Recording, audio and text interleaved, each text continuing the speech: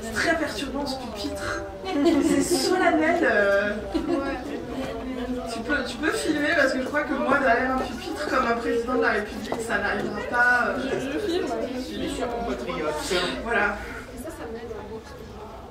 J'ai juste envie de faire des blagues en fait avec ce pupitre. Chère Lolita, nous sommes battus. Et bien, bienvenue à cette conférence. Vous allez voir, on va passer un super bon moment, on va en profiter pour un peu revoir les bases. Déjà, parmi vous, quels sont ceux qui sont familiarisés avec le Lolita et ceux qui ne le sont pas? Alors déjà, il y a les mains levées, c'est ceux qui sont familiarisés et ceux qui le sont moins. Parfait, et bien vous allez découvrir les bases, vous allez apprendre des choses, vous allez voir, c'est assez ludique, c'est super sympa. Donc qui suis-je? Donc ceux qui ne me connaissent pas, je suis Lynn de la Vallière, donc je suis youtubeuse. Je parle du Lolita à peu près depuis 2012, c'est à peu près le moment où j'ai commencé. Donc j'ai créé une chaîne YouTube et j'ai commencé tout simplement à filmer les events Lolita, ce qu'on appelle les tea parties. Et petit à petit j'ai commencé un petit peu à rentrer un peu plus dans le vif du sujet, d'où ça vient, l'histoire de la mode, pourquoi en Europe on aime tant le Lolita, comment les Japonais ont inventé le Lolita. Donc c'est un style vestimentaire, on va juste poser une base, le Lolita n'est pas du cosplay. C'est toujours bien de le rappeler, le cosplay, vous faites le costume d'un personnage fictif et vous essayez d'être le plus fidèle au costume.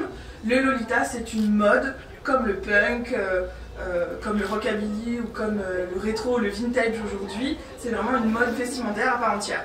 Donc je vais dans un premier temps vous présenter un peu l'histoire de la mode alternative au Japon. Et après je vais vous montrer un peu comment ça influence aujourd'hui la mode d'aujourd'hui, parce que faut imaginer que la mode japonaise, tout ce qui est mode alternative, ça existe depuis les années 70-80, donc on remonte très très loin. Chaque style que je vais aborder, je vais un peu survoler le sujet, hein. Chaque style mériterait une conférence entière rien que pour lui tellement c'est riche. Mais voilà, je vais faire un peu les bases et après je vous détaillerai un petit peu plus le style Lolita. Bon, pour voir un peu à quoi ressemble ma chaîne YouTube, voilà, vous retrouvez des conseils, comment débuter dans la mode Lolita, des tea parties, des événements qu'on fait. Et je fais aussi, je filme d'autres conférences, j'en ai déjà fait pas mal sur c'est quoi l'esthétique du kawaii, quels sont les nouveaux pays Eldorado pour le Lolita. Donc vous retrouvez cette conférence, d'ailleurs elle est filmée, on peut la retrouver sur ma chaîne YouTube. Pour vous donner un peu une idée de ce que c'est une tea party, ce sont donc des jeunes femmes qui se réunissent pour porter les vêtements qu'elles aiment avec les marques. Là je vous montre un peu... Il y a des hommes aussi. Il y a des hommes aussi. On va venir, je n'ai pas oublié les garçons. Mais le suspense. Le suspense. Donc ça c'est un peu pour... juste pour commencer, pour illustrer. Petit rappel. Parce qu'on n'est pas très gâté avec ce mot Lolita, parce qu'en Europe ça a plein de connotations différentes. Donc j'ai fait ce petit montage pour dire voilà, clairement, la Lolita n'est pas la Lolita de Nabokov. Hein, le Lolita, le style vestimentaire de Lolita n'a rien à voir avec la Lolita de Nabokov. Si on cherchait le nom pour le vestimentaire, le look que a la Lolita dans le Lolita de Nabokov, c'est ce qu'on appelle aujourd'hui sur le net une nymphette. Donc c'est une jeune fille très jeune qui se met dans des positions qui se sexualisent un petit peu et qui peut avoir c'est de l'ordre de la fantaisie, je sais pas comment on pourrait dire ça parce que je suis pas convaincue que toutes les jeunes filles qui aiment faire ce type de photos sont forcément envie d'avoir des relations sexuelles avec des hommes plus âgés comme le livre le sous-entend chez Nabokov. Donc voilà, une nymphette c'est la Lolita de Nabokov dans le livre un peu comme elle est décrite, et nous le Lolita c'est le style vestimentaire, ça n'a rien à voir. Donc la mode alternative elle est née où et pourquoi? Donc elle est née au Japon, elle est née spécifiquement dans le quartier de Harajuku. Je suis architecte de métier et c'est pas par hasard que c'est dans cette rue que les modes alternatives sont nées. Imaginez au Japon, le piéton n'existe pas, vous n'avez pas de trottoir, le trottoir est juste matérialisé par une petite ligne blanche. Les voitures peuvent se garer et roulent où elles veulent. Mission. Je sais pas ce que j'ai appuyé. Et en gros c'est une des rares rues piétonnes dans Tokyo. Donc il faut imaginer dans les années 70 quand les jeunes se retrouvaient, se regroupaient, les endroits où on peut se regrouper c'est dans les parcs ou dans une rue piétonne où en fait on peut défiler, en fait on marche, on se voit. Pour nous les occidentaux ça paraît hyper banal, une petite rue en centre-ville c'est quelque chose qui est tout à fait commun dans nos architectures de ville. Au Japon c'est pas si commun que ça, du moins pour Tokyo, et du coup c'était un peu un endroit où les jeunes se retrouvaient le week-end pour flâner et un peu porter sa plus belle tenue, se montrer, etc. C'est comme ça que c'est né. Donc là, je vous ai mis par exemple 3 photos de styles qu'on croise encore beaucoup aujourd'hui à Harajuku. Le style un peu décora, les punks, les lolitas, ça c'est l'image quand on peut parler de mode alternative, qui sont le plus connus, un peu les plus populaires. Le premier style qui va du moins bien s'exporter d'un point de vue musical, c'est le visual kei. Le visual kei, c'est un courant musical, donc c'est un mélange de rock, de métal. Je suis pas du tout calée moi en musique japonaise. Je découvre plein de choses. Là, je vous ai mis un groupe qui cartonne toujours autant aujourd'hui et qui a vraiment une fanbase de ouf, c'est Versailles. Il y a aussi, je pourrais citer Gazette pour ceux qui connaissent, etc. Donc c'est des groupes qui ont explosé dans les années 80 et qui avaient des visuels pour leurs concerts, pour leurs shows très forts. Ça s'inspire du théâtre kabuki. Alors, pareil, je n'ai pas tout détaillé parce que ce serait très long. Le théâtre kabuki, pour ceux peut-être qui voient vaguement ce que c'est, vous savez, c'est ce théâtre traditionnel japonais où les gens portent des masques, des make-up très chargés et on est très dans l'expression même un peu exagérée quand on joue une scène. Et ben ça vient de là. Donc comme quoi, hein, la culture, ça vient toujours nourrir les nouveaux éléments de modernité, quoi. Donc le visual kei. Ensuite on a un autre style, c'est le décora. Et alors là j'ai envie de dire, moi je l'appelle, c'est mon style que j'appelle le sapin de Noël. Le défi étant de mettre le plus d'accessoires kawaii sur vous. Des barrettes, des jupons, des chaussures, des chaussettes, des collants, on en met plein de couches, faut que ça flash, faut que ce soit ludique. C'est un style qui a été très populaire dans les années 2000. Beaucoup de succès dans les années 2014. C'est les premiers styles aussi qu'on a beaucoup vu en convention. Et on voit toujours quelque part beaucoup de décorants en convention. Plus ou moins light, mais ça reste un style très populaire. Donc là, je vous ai mis des photos. Alors, j'ai pas pu citer toutes mes sources de photos. La plupart de mes photos viennent de tokyofashion.com ou de Harajuku Style, c'est un compte Instagram. Après, s'il y en a qui veulent plus de détails sur les photos et où je les ai eues, j'aurai plaisir de vous dire où j'ai trouvé tout ça. Donc, les deux personnes que vous voyez sur la gauche, ce sont des gens qui sont encore très actifs dans la communauté décora, qui organisent des événements, les gens se rencontrent. C'est un style, même s'il a un petit peu perdu entre guillemets en popularité, reste toujours très actif, quoi. Celui qui parle le plus, le gothique et le punk. Le punk, ça existe ça depuis des années, même des fois vos parents ont pu avoir une phase punk, ça vaut des fois le coup de chercher des vieux dossiers. En gros, ça c'est un style qui nous est connu, on en voit encore aujourd'hui, il y a même des gens qui ont des fois 70 ans et qui sont toujours restés punk. On est familiarisé avec ce look là, on connaît les codes sans jamais avoir été punk ou gothique, on connaît un peu les codes. C'est quelque chose qui dans notre culture générale, vous demandez probablement à votre grand-mère, vous dites mamie tu sais ce que c'est un punk, elle saura un peu vous le dire. Et les Japonais ont adoré cette mode là et ils l'ont tout de suite adopté, et en fait ces modes là ils les ont kawaïisés, c'est-à-dire qu'ils les ont mélangés avec d'autres styles, ils s'approprient comme ça beaucoup de choses. Qu'est-ce que je pourrais vous dire d'autre sur ce style? Aujourd'hui, on connaît des styles qui se sont dérivés de ça, le cyberpunk, le steampunk, peut-être ça c'est des choses aussi qui vous parlent. Et ben c'est un peu les bébés du gothique et du punk aujourd'hui, quoi. Le fairy kei, toujours très populaire chez nous, à ne pas confondre avec le décora. Alors, je vous ai vraiment mis les styles les plus classiques et qu'on peut facilement identifier, parce qu'il y a des sous-styles, il y en a plein. Donc en gros, le fairy kei ou le spank, pour ceux qui veulent pour un peu se frimer. C'est un style qui a été nommé parce qu'il a été créé vraiment par une jeune créatrice, Tabushi Sayuri. Donc, c'est la fondatrice de la marque Spank et c'est elle qui a lancé un peu ce style tout pastel. Un peu de couleur flashy, mais surtout plein de tons pastel mélangés ensemble. Donc c'est un dérivé du décora, hein, mais ça a été tellement populaire que c'est devenu aussi important que le style décora. On y mélange toujours des thèmes un peu féeriques, des petites jupes mignonnes. C'est quelque chose qui parle encore, même en convention. Je pense que ce style-là, vous l'avez probablement déjà croisé.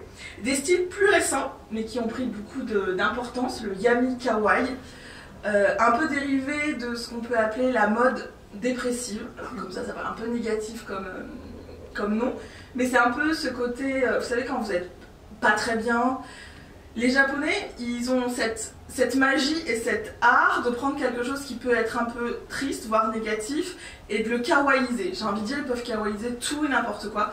Et en gros, c'est que vous savez, quand vous êtes dans un mood un peu triste et que rien ne vous fait plaisir, et ben ils ont transformé cet état d'esprit en une mode vestimentaire. Yami, ça veut dire maladie, et kawaii qui veut dire mignon. C'est la maladie mignonne, c'est la maladie qui vous rend un peu boudeuse, un peu tristouille, mais quand même mignon. Alors je souhaite à personne d'être en dépression, hein, faut quand même pas déconner. Ça reste un style vestimentaire, on va dire, qui se met un peu dans cet état d'esprit. On va mettre des seringues, des croix, on va peut-être mettre même un bandage autour de la main. Ça reste quand même un style vestimentaire, c'est un peu pour faire genre, comme diraient nos parents, quand tu veux faire genre, ou des fois on peut dire entre nous. Mais c'est devenu très populaire d'utiliser tous ces icônes de tout ce qui est pansement, hôpital, etc. Toujours tourné en mode pastel, en mode kawaii.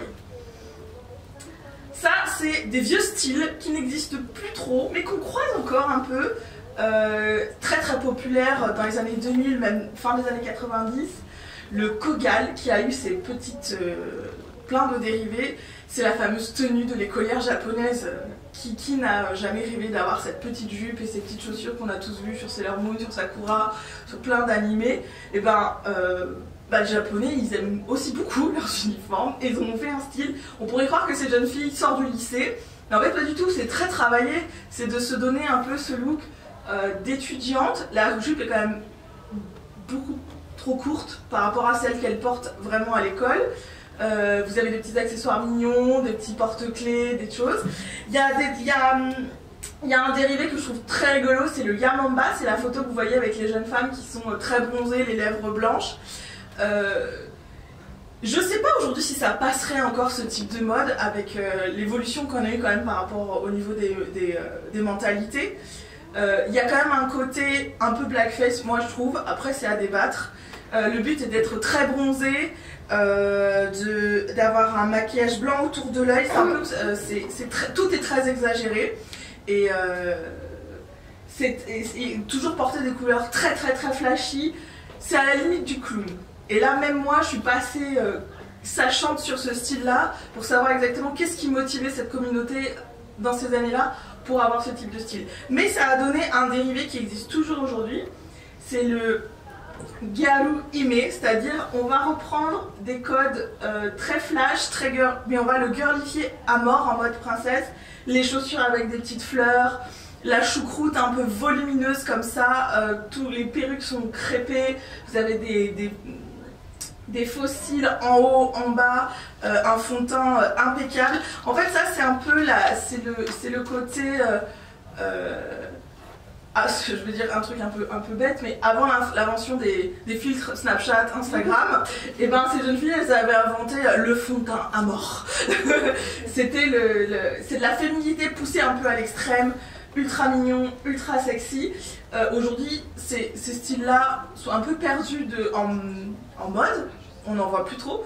Mais les grandes marques qui ont pu décoller grâce à ce style-là existent toujours. Il y a notamment la marque Liz Lisa, pour ceux qui connaissent peut-être, qui était une grande marque pour les Gyaru Hime et qui reste aujourd'hui toujours une très grande marque au Japon, mais qui s'est un petit peu plus softisée, si ce mot n'existe pas vraiment, mais je pense que vous comprenez l'idée. Je vous montre là un peu, je vous disais que les choses se sont un peu devenues plus soft. Donc vous voyez les deux jeunes femmes qui sont complètement à gauche, elles portent ce qu'on appelle aujourd'hui l'otome. Elles portent des robes Lisa et vous voyez comparé à la jeune femme qui était avant avec sa grosse choucroute, ses perles, ses fleurs.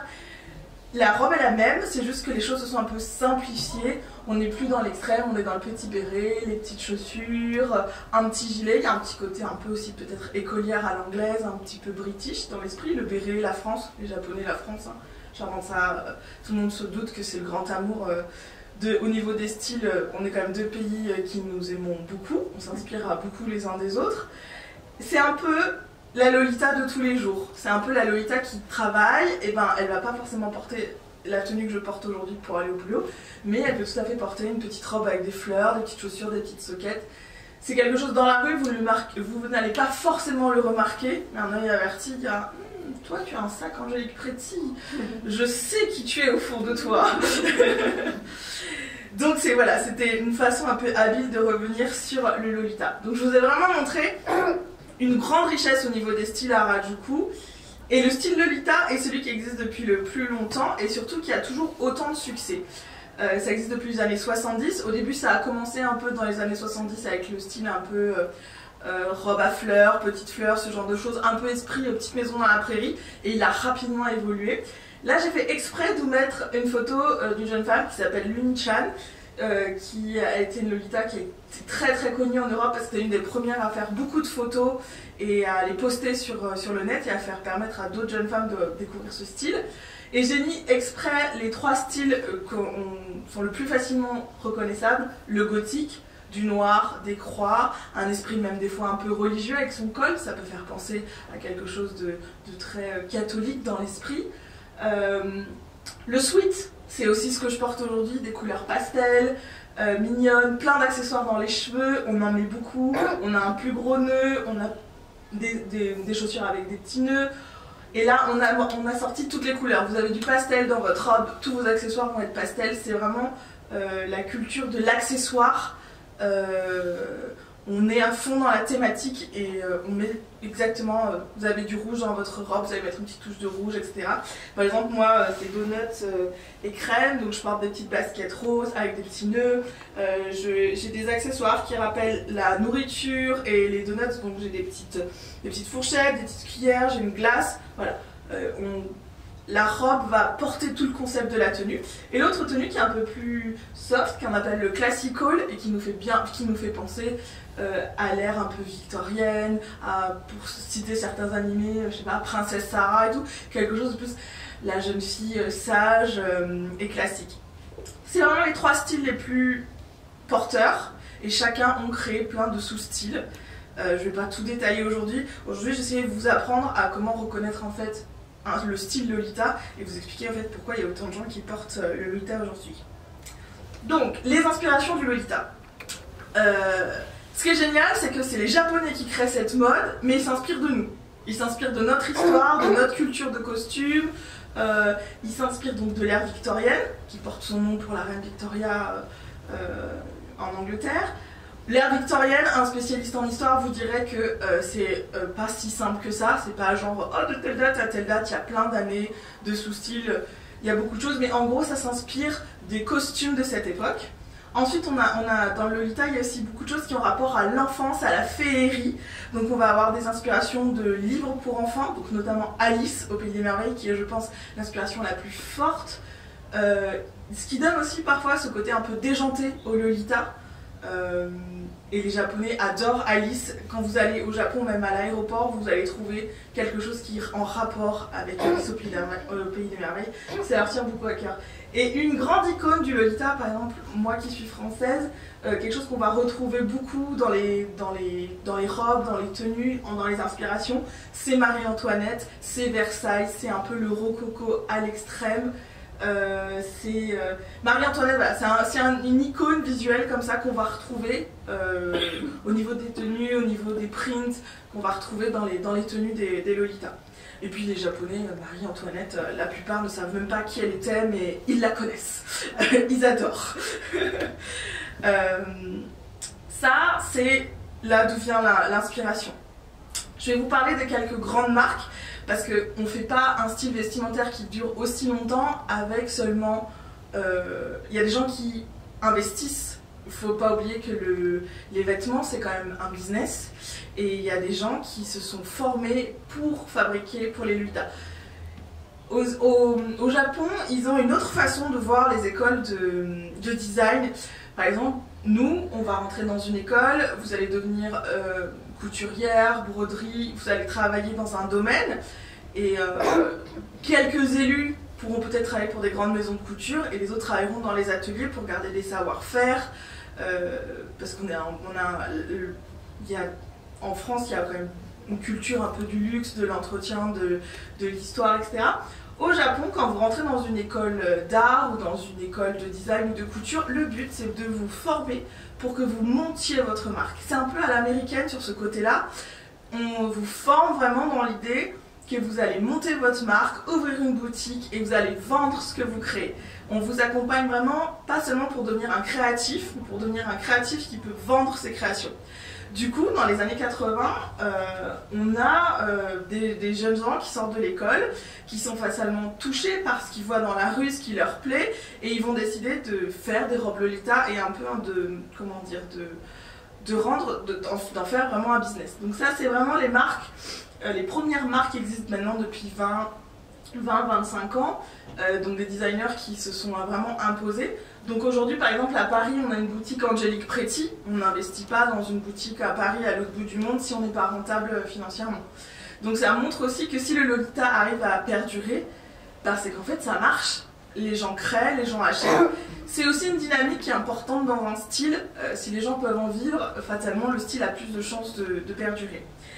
Alors, rien qu'au logo, on peut arriver un peu à deviner qui fait quoi. Moi-même moitié, c'est plutôt gothique. Angélique Pretty, c'est du sweet. Alice and the Pirate, c'est un peu on sait pas trop. Baby the Star Child, on fait un peu du sweet et un peu du gothique. On est un peu sur les deux. Bodyline, Bodyline, c'est une marque qui a fabriqué très rapidement en Chine et qui s'est développée un peu comme le Lolita hyper accessible.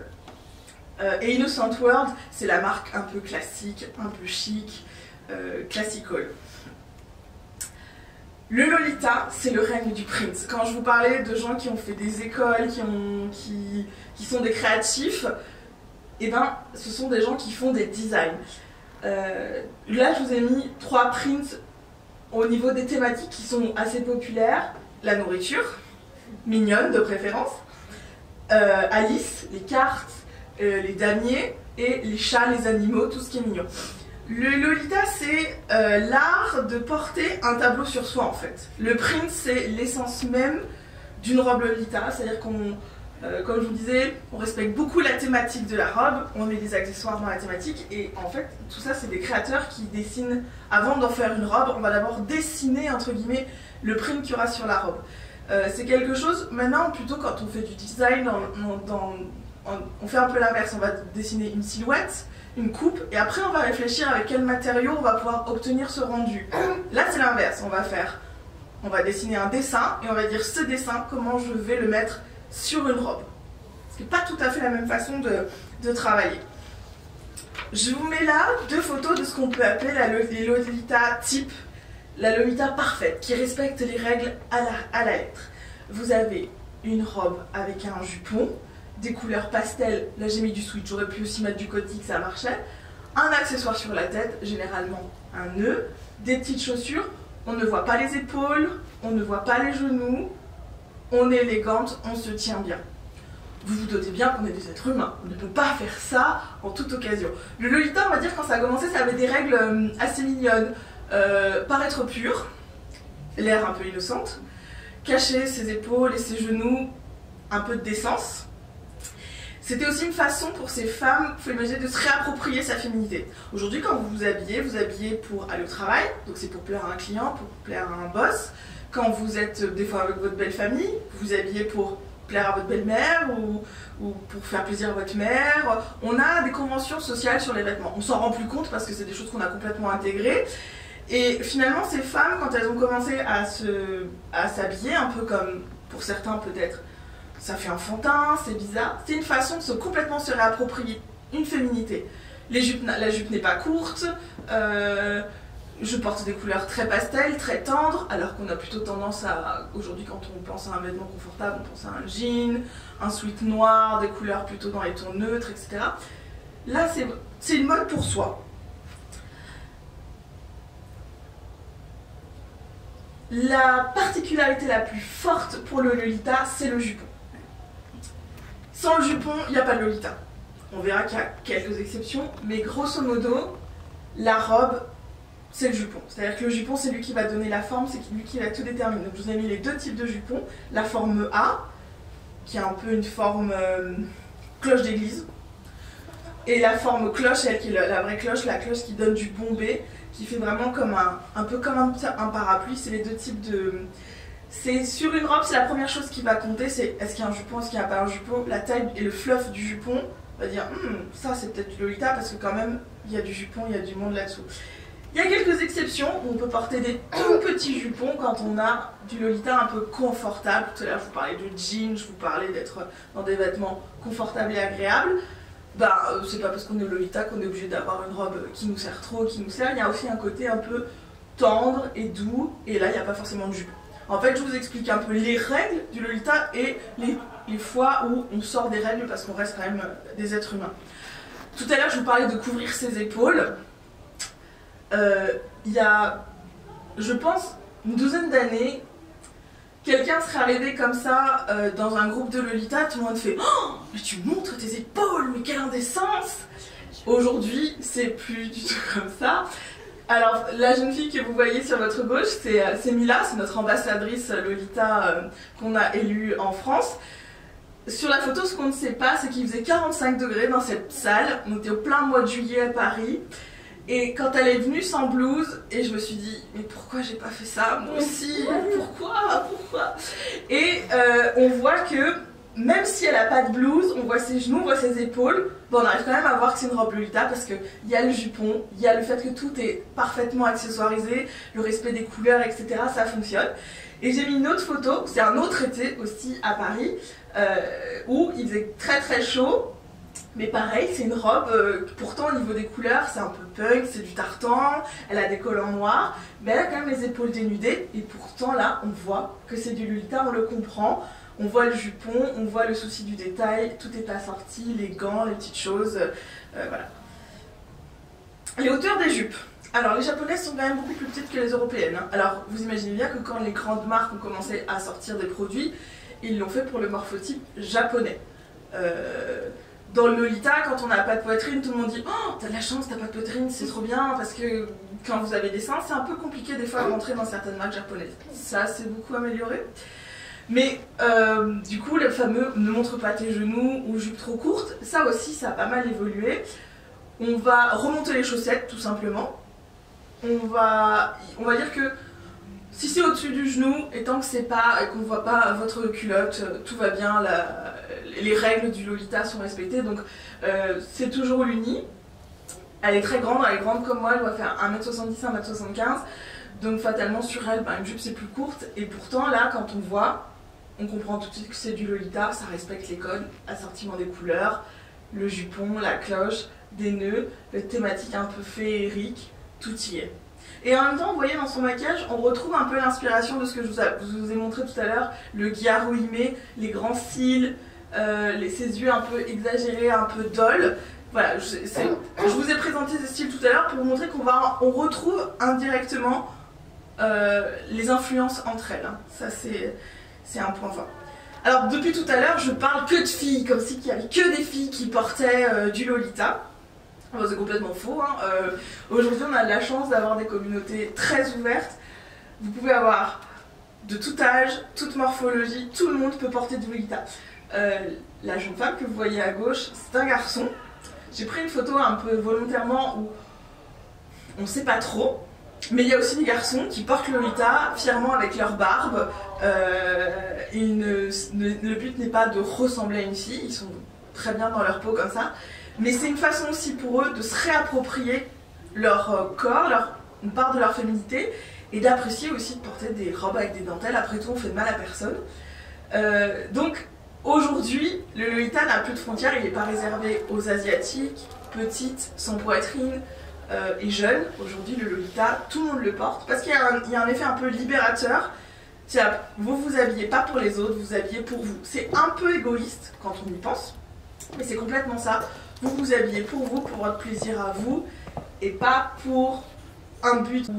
Pareil, quand on fait son jardin, on s'habille aussi d'une certaine façon parce que vous allez vous baisser, vous allez vous tacher. Le Lolita, c'est l'habit pour soi et pour personne d'autre. J'ai aussi mis volontairement les photos d'une femme qui a âgé, parce qu'en fait la communauté Lolita, elle vieillit. Elle a toujours des nouveaux membres qui arrivent, mais elle vieillit, et pour montrer qu'on n'a pas l'air ridicule quand on a passé un certain âge pour porter du Lolita, parce que finalement, il n'y a pas d'âge. C'était important de le souligner, de se dire que ce n'est pas seulement la lubie d'une jeune femme de 16 ou 18 ans ou 20 ans. Le Lolita, c'est quelque chose qui peut vous accompagner tout le long de votre vie. Vous n'allez pas le porter forcément tous les jours. Vous n'allez pas forcer le porter de la même façon quand on en a 18, quand on en a 45. Moi, j'ai eu 35 ans et je me suis pas dit « Oh mon Dieu, ça y est, j'ai passé la date d'expiration, je ne peux plus porter le Lolita, c'est fini. » Genre, je le porte plus de la même façon. Je porte des fois un peu moins, ou des fois plus souvent, ça va aussi dépendre de mon humeur et de mes occasions. Mais j'espère vraiment un jour atteindre les 75 ans et pour me faire plaisir, continuer à porter du Lolita et que ce soit tout à fait finalement normal et banal. Donc c'est important de le souligner. Je crois que j'ai pas mis d'autres photos. Le Lolita aussi, ça traverse les frontières. Il n'y a pas que entre guillemets que des occidentaux et des japonais qui portent le Lolita.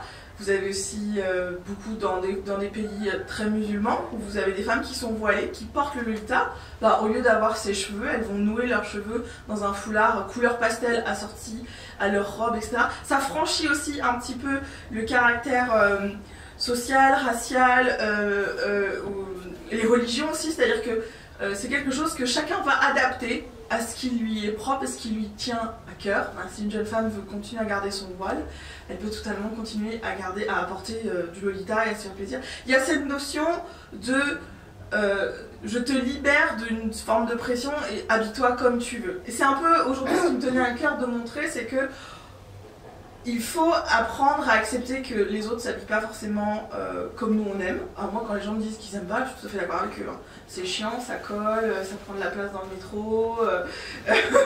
Je conseille pas de porter du Lolita à tout le monde. Mais en fait, je trouve que c'est intéressant de voir que le Lolita, qui a une communauté et une mode qui a bientôt plus de 30 ans, existe toujours, et pour montrer en fait que si on se fait plaisir, si on se habille un peu comme on veut, on fait de mal à personne et finalement on peut très bien vivre comme ça les uns avec les autres.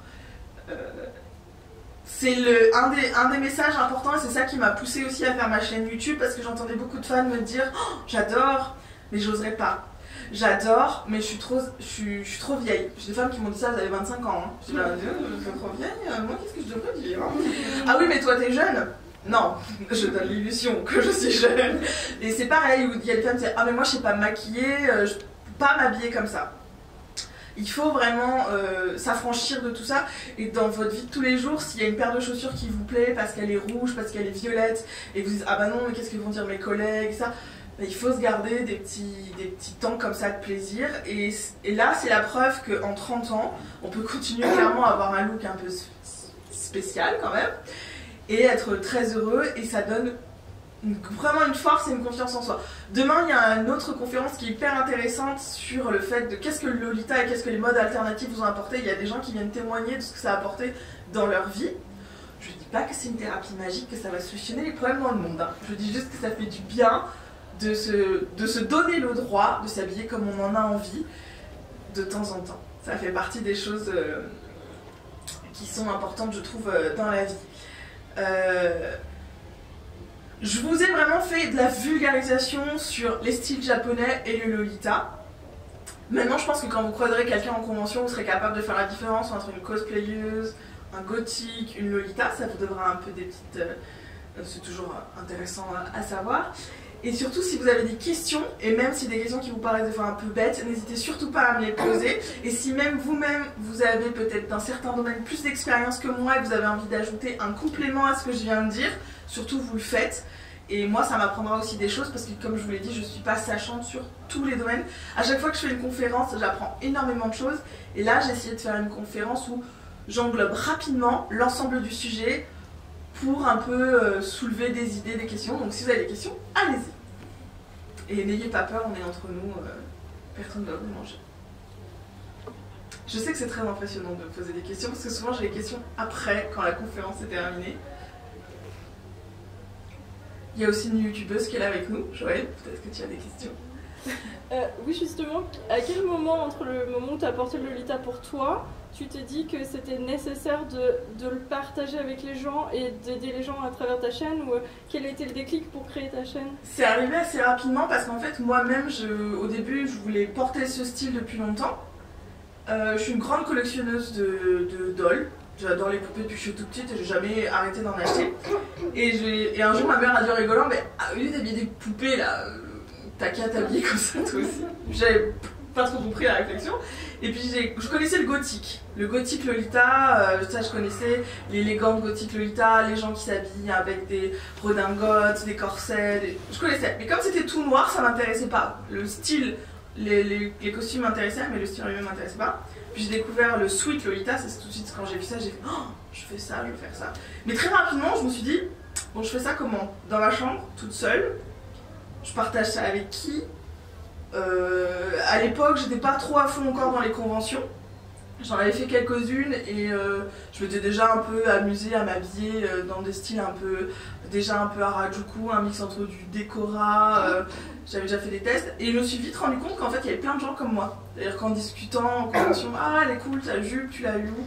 Ah bah j'adore le style Lolita mais j'ose pas ou j'ai pas les moyens. Et du coup quand moi j'ai eu ma première robe un peu vraiment Lolita et que je me suis dit bon bah non, il faut que je me trouve des copains, des copines, tu vois, faut que je partage ça. Et j'ai rapidement compris que tout le monde avait les mêmes angoisses entre guillemets. Et comme j'ai pas du tout peur de m'exprimer en public et que j'ai pas ce frein de la timidité, je me suis dit bah en fait je vais pas attendre que quelqu'un en parle. Après tout je peux le faire. Et puis si je me plante, je m'améliorerai au fur et à mesure. Et c'est rapidement venu. Puis après j'ai découvert les associations Lolita, soit en Suisse, en France, en Europe, il y a beaucoup d'associations Lolita. Et rentrer dans une association, comme quand vous voulez faire du foot, du bridge, bah, c'est hyper facile de rentrer dans une association, vous rencontrez des gens. Et petit à petit comme ça, j'ai rencontré plus de gens et puis j'ai commencé à filmer. Alors mes premières vidéos, quand vous allez voir sur la chaîne, c'est pas très beau. Hein. Et puis après, au fur et à mesure, à chaque fois que je faisais une vidéo, même si elle n'était pas terrible, j'avais tellement de gens qui me disaient « Oh là là, c'est cool, ça m'a rassuré, ça m'a donné envie ». Et ben tout doucement, de fil en aiguille, j'ai commencé à faire ça. Même encore aujourd'hui, hein, ma chaîne YouTube, c'est pas quelque chose que je fais à plein temps, j'ai un autre travail à côté, mais quand j'ai le temps de faire une vidéo où il y a un sujet qui m'intéresse et j'ai envie d'en parler, j'en profite. Et comme je me suis un petit peu exposée, maintenant j'ai commencé à faire des conférences et bah, plus j'en fais, plus je sais de choses, plus je partage de choses et puis bah, au fur et à mesure ça grandit un petit peu, quoi. Mais c'est vraiment le fait de me rendre compte que finalement c'est une question de comment je le porte, comment je vais sortir dans la rue comme ça. Je me suis dit, moi je suis un tout petit peu moins timide que la moyenne des gens. Ben, si les gens comme moi se mettent pas un peu en avant pour dire aux autres, allez, allez-y, on y va, ça risque pas de bouger les choses. C'est complètement juste à cause de ça, quoi. Est-ce que vous, dans votre vie, vous avez peut-être déjà voulu porter des styles et vous êtes peut-être réfréné en disant non, ça c'est pas pour moi, ça vous est peut-être déjà arrivé dans la vie de tous les gens en disant ah non, ça je peux pas, ça t'est déjà arrivé entre vous? Ouais. Et ben c'est ça en fait le truc de se dire bah en fait on a le droit, c'est pas dangereux. Et donc la prochaine fois que vous croisez une paire de chaussures et vous vous dites oh, non j'oserais pas, bah faut oser en fait, c'est ça quoi.